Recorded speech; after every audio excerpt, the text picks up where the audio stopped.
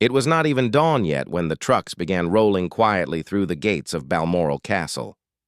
Production vehicles, catering vans, and crates of lighting equipment moved through the darkness onto the grounds of the most private royal residence in Britain. And the man who sent them there, Camilla's son, Tom Parker Bowles, had promised them authorization that did not exist anywhere except inside his own fabricated paperwork. What just happened inside the British royal family is the ugliest scandal this institution has seen in decades. Tom Parker Bowles walked straight into King Charles's private estate and used it for his own commercial gain. He ran a private venture through royal property and pulled out serious money while doing it. When Princess Anne found out, she went straight to her lawyers and launched legal action. Then Camilla came for Anne. What followed was not a private family disagreement handled behind closed doors. It was a full and nasty confrontation that dragged the royal family's most protected secrets into the open, and nobody inside those walls was ready for where it went. Welcome to Royal Report Daily, your most trusted source for breaking royal news and exclusive investigations. Tonight we are covering the explosive scandal that has set the House of Windsor against itself. A story of fraud, forgery, witness intimidation, a legal war between two of the most powerful women in the royal family, and a king who could not find the courage to stand on the right side of it. Don't forget to subscribe to Royal Report Daily and hit that notification bell so you never miss a single update. Tom had approached a production company with a proposal for a high-end food and travel documentary series. The entire concept was built around filming inside Britain's most exclusive aristocratic estates and showcasing their culinary traditions. The location that made the whole project irresistible to investors was Balmoral Castle itself. Tom sat across from that production company and told them with complete confidence that he had the full authority to grant them access. He explained that as the son of Queen Camilla, he had the power to open those doors and make the filming happen. The money began moving almost immediately. Hundreds of thousands of pounds flowing directly into Tom's personal accounts as advance payments for access he had absolutely no right to sell to anyone. And Tom had not limited his promises to Balmoral either. He had separately pitched the same fraudulent access to Sandringham and Windsor Castle to other parties. Multiple contracts had already been signed with multiple companies, and all of those agreements were built on the same foundation of lies about authority that Tom had never possessed. To make sure nobody started asking difficult questions before the filming was done, Tom went even further. He created forged documents, fake official papers, designed to look exactly like genuine royal authorization, from senior palace officials, and showed them to contractors and production teams whenever he needed to silence any doubts before they could grow. Stay tuned to Royal Report Daily. We bring you the stories that matter. What Tom had not calculated, and had no way of preparing for, was Princess Anne arriving at Balmoral completely unannounced on the very day his production crew was setting up inside the castle. When Anne walked through those doors and saw what was in front of her, the sight hit her like a physical blow.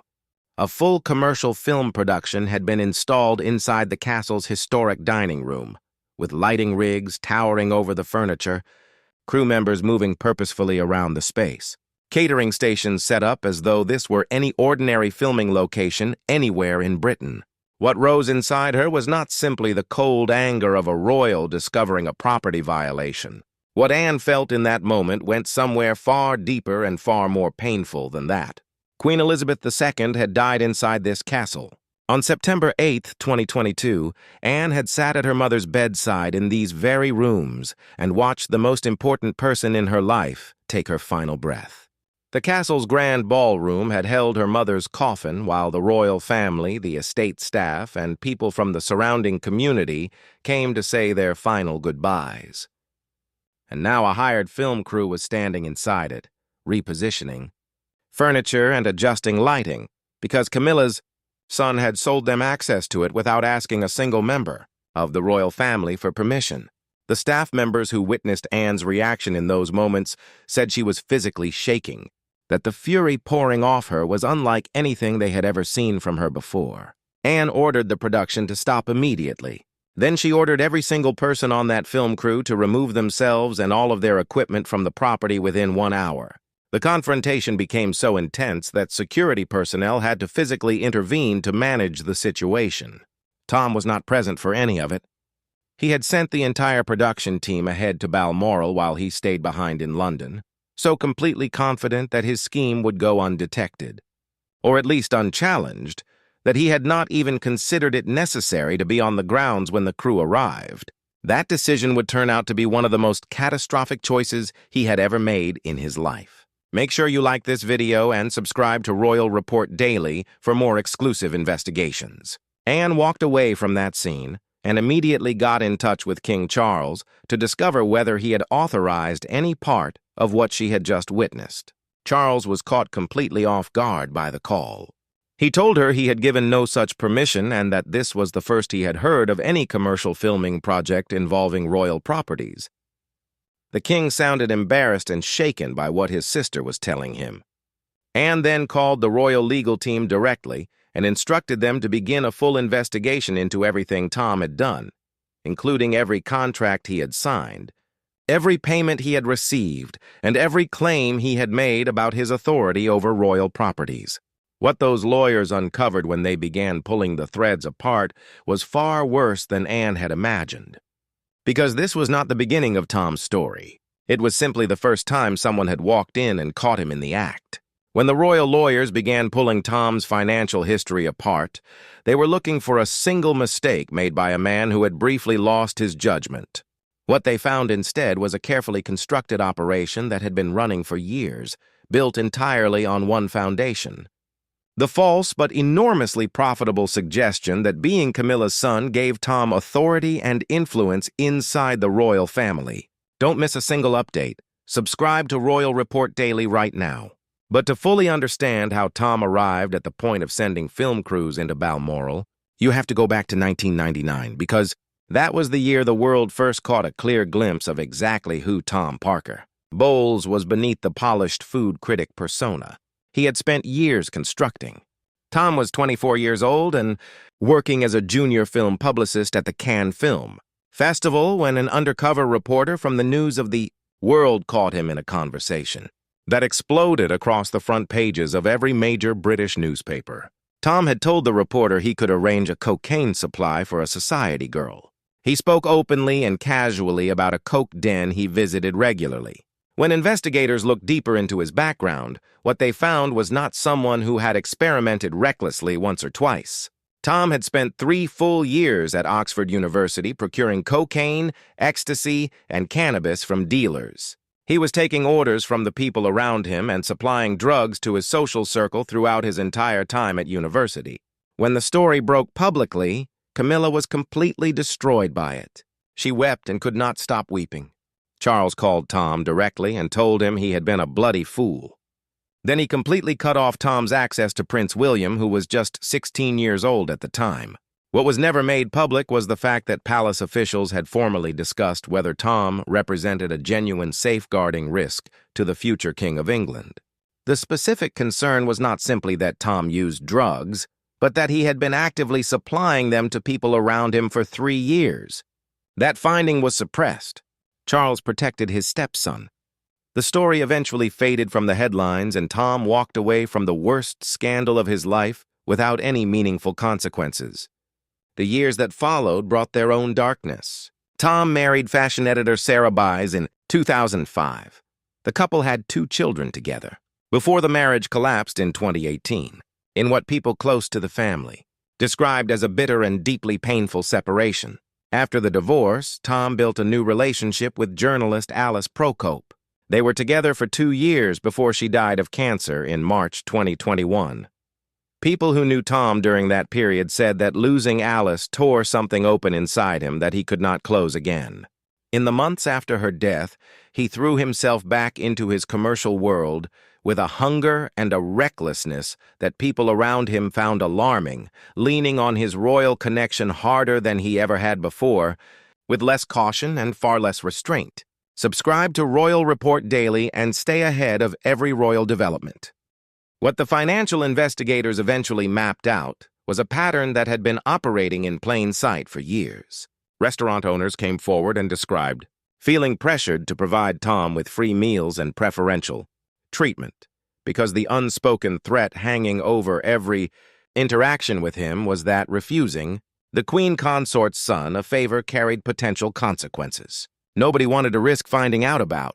Corporate sponsors had been paying Tom rates that bore no relationship to his actual influence or market value as a food critic. Publishers who bought his cookbooks were not simply purchasing the work of a talented food writer. They were buying the queen consort's son, and the advances and royalties they offered him reflected that royal premium in figures that far exceeded anything his actual professional standing could have justified. Tom had also been using royal letterhead and royal communication channels for his personal business correspondence, meaning anyone who received a letter connected to Palace. Stationery naturally assumed they were dealing with someone who carried official royal backing. His marketing materials were filled with photographs of himself alongside Camilla or taken at royal events. And the cumulative effect of all of it was a powerful and completely false impression of an ongoing royal endorsement that had never been granted by anyone with the authority to grant it. There was also a separate and long simmering pressure building inside the royal family that now began pushing hard against Tom from another direction entirely. Prince William had made it known through private channels that he was not prepared to attend Christmas gatherings at Sandringham if Tom was going to be present. This was not a new feeling that had developed recently.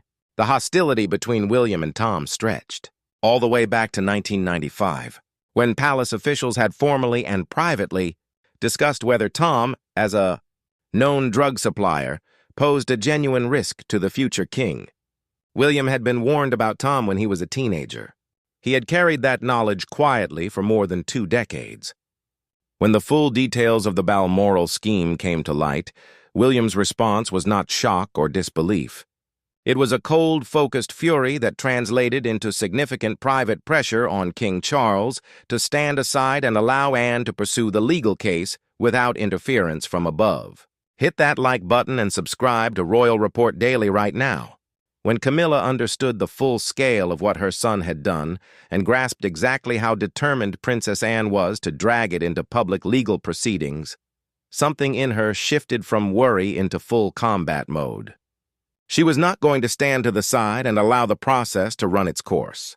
Camilla's first move was to go directly to King Charles. She argued that pursuing Tom through the courts would generate a media storm that would cause more damage to the monarchy than anything Tom had actually done at Balmoral. But when Anne heard that same argument, she saw straight through it and recognized it for exactly what it was. A mother using the monarchy as a shield to protect her son from consequences he had fully and deliberately earned. The confrontation between Camilla and Anne was not the kind of restrained disagreement that royal women manage with perfect composure. Multiple staff members heard raised voices coming through the walls of the private meeting room. Anne refused to move a single inch. No person, regardless of their connection to the royal family, should be able to commit fraud on the scale Tom had committed it and walk away because his mother was queen consort. Camilla pushed back just as hard, insisting that family loyalty and the monarchy's public image had to be prioritized over legal proceedings. When direct confrontation produced nothing, Camilla went around Anne and contacted the royal legal team directly, attempting to instruct them to drop the investigation. Nobody had a clear answer to whether the queen consort held the authority to override directions the Princess Royal had already given. The lawyers ultimately concluded their obligation was to protect the interests of the crown and continued the investigation. But the fact that Camilla had tried to shut it down was carefully noted and never forgotten. Royal Report Daily, bringing you the truth behind every royal headline. Camilla then allegedly communicated to household employees that their loyalty meant standing behind Tom rather than cooperating with investigators. The strategy collapsed almost immediately. Several longtime royal employees went quietly to Anne and told her exactly what had been said to them. The attempted intimidation handed Anne's legal team a fresh layer of evidence showing how far Camilla was willing to go. Camilla then funded Tom's entire legal defense from her own money, hiring some of the most aggressive and expensive lawyers available. Their strategy was not to mount a credible defense of Tom's actual conduct. It was to drown the case in procedural challenges and personal attacks on Anne's motivations. They painted her as a vindictive woman using legal proceedings as a weapon in a decades-long personal war against Camilla. It was deeply dishonest, but it succeeded in creating confusion about why Anne was really fighting. To understand why that attack found any audience at all, you have to understand the real history between these two powerful women. When Charles married Camilla in 2005, Queen Elizabeth II instructed her private secretary to prepare a formal written document confirming that Anne would never be required to curtsy to Camilla under any circumstances. Anne had asked for that document herself. A former courtier confirmed that both Anne and Princess Alexandra felt they had no obligation to show that kind of formal deference to Camilla. The fact that such a document had to be created said everything about the depth of Anne's feelings. And those feelings had roots stretching back to the early 1970s, when Camilla's on-and-off boyfriend was Andrew Parker Bowles, who was simultaneously in a romantic relationship with Anne. Andrew eventually chose Camilla and married her in 1973. One royal historian described the resulting dynamic as a bizarre love rectangle pulling in both of the Queen's eldest children and both Parker Bowles' siblings at the same time. That humiliation had never fully healed inside Anne. It had simply been buried beneath decades of royal duty and ironclad public self-control. When Anne faced Camilla over what Tom had done, she was not only the Princess Royal defending an institution, she was a woman carrying 30 years of private pain who had found a situation where the law gave her every right to stand her ground. And she was not going to allow Camilla to take that from her. Don't miss a single update. Subscribe to Royal Report Daily right now. When the case entered the private legal system, it did not move forward cleanly or quickly. What happened instead was a grinding, exhausting war fought across procedural battlegrounds and buried under constitutional questions that nobody in the British legal establishment had ever been forced to answer before. And sitting at the very center of all of it was a problem that Tom's lawyers had identified the moment the case began. Balmoral Castle is not part of the Crown Estate. That distinction carries enormous legal weight. The Crown Estate is the collection of properties managed on behalf of the public under government oversight. Balmoral operates under entirely different rules. It is the King's personal private property, inherited privately and owned personally by the monarch, with no public institutional framework around it. This means that the question of who actually has the legal standing to bring charges over what happens inside its walls is genuinely and uncomfortably unclear. Tom's lawyers seized on this immediately. They argued repeatedly that only King Charles, as the sole private owner of Balmoral, had the authority to formally authorize a prosecution. And Charles, trapped between the fury of his sister and the desperate pressure of his wife, and still refusing to choose a side, had not taken any clear position at all.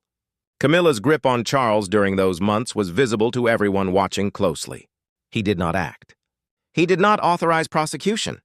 Charles issued no clear statement of support for Anne's legal action and no clear condemnation of what Tom had done.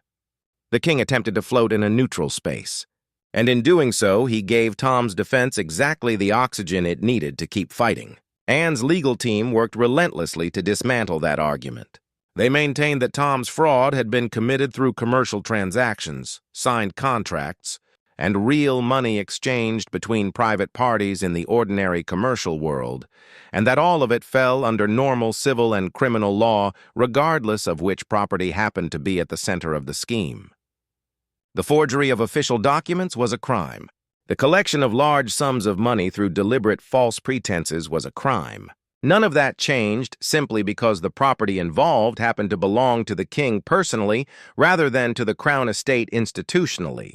Subscribe to Royal Report Daily and stay ahead of every royal development. Anne paid her own legal costs throughout the entire battle and never once drew on royal funds to do it. She understood clearly that the moment she used institutional resources, Tom's lawyers would use it to reinforce their argument that she was weaponizing her royal position for personal reasons. What this entire episode tore open and exposed was something far larger and far more troubling than one man's fraudulent documentary scheme. The British monarchy has no independent mechanism for holding its own members, or the people connected to them, genuinely accountable for serious wrongdoing. There is no internal body sitting outside the influence of the crown. No independent tribunal operating beyond the reach of royal politics. No formal process that cannot be slowed or derailed by the people at the very top of the institution. When someone within the royal orbit commits serious misconduct, the only people with the actual power to do anything meaningful about it are other royals. And when those royals are divided, as Charles and Anne were divided, the whole system seizes up and grinds toward silence. Anne understood this better than anyone. Taking Tom to court was not simply a legal action taken by a wronged property owner pursuing justice through the appropriate channels. It was a direct and deliberate challenge to the unwritten agreement that has held the British monarchy together for centuries. The agreement that implicitly says royal scandals belong inside the family and should never become matters of public legal record. Anne looked at that agreement and decided it was no longer good enough. She decided that the institution she had spent her entire life serving needed to be protected, even from the people living inside it and feeding off it. Hit that like button and subscribe to Royal Report Daily right now. King Charles has shown the world a man who could not find the courage to stand clearly and publicly on the right side of a fraud case involving his own private home. Camilla has shown the world a woman who was willing to intimidate witnesses, attempt to obstruct investigators, and pour her personal fortune into a legal defense for a son who had fraudulently leased the king's house to strangers. Tom Parker Bowles, the man who spent his entire career monetizing his mother's royal title and his stepfather's position, now faces the full and crushing weight of what that career was truly built on all along. And Princess Anne, the woman who has given more of her life to the service of the British crown than almost any other living royal, who sat at her mother's bedside when Queen Elizabeth drew her last breath at Balmoral, who watched her mother's coffin rest in that castle while a nation wept, is still standing. She is still fighting. She is still refusing with everything she has to accept that some people are simply too well connected to be held responsible for what they do. If Anne wins, she rewrites the agreement permanently. She establishes that proximity to the crown is not a shield from accountability, and that the right family connections will not always be enough to escape the consequences of serious fraud. If the institutional machinery succeeds in grinding the case into silence through procedural delay, royal inaction, and the sheer weight of Camilla and Charles's combined influence over the process, it confirms something far darker: that the protection holds, that it has always held, and that it will always hold for the right people. Either outcome leaves permanent damage that cannot be repaired or walked back. The royal family will never look at itself the same way again, and neither will the public that funds it, respects it, and has spent a lifetime trusting that somewhere inside those ancient walls, someone is keeping the institution honest. That someone, it turns out, is Anne, and she is not done yet. This has been Royal Report Daily, bringing you the complete truth behind the most important royal stories of 2026. If this investigation opened your eyes to what is really happening inside the British monarchy, please hit that like button right now. Subscribe to our channel if you haven't already. Share this video with everyone who deserves to know the full story. Turn on your notifications so you are always the first to know when we publish our next exclusive report. Because the battle between Princess Anne and Queen Camilla, between accountability and protection, between duty and family loyalty, is far from finished. And Royal Report Daily will be right here for every development. Stay informed, stay connected, and we will see you in our next report.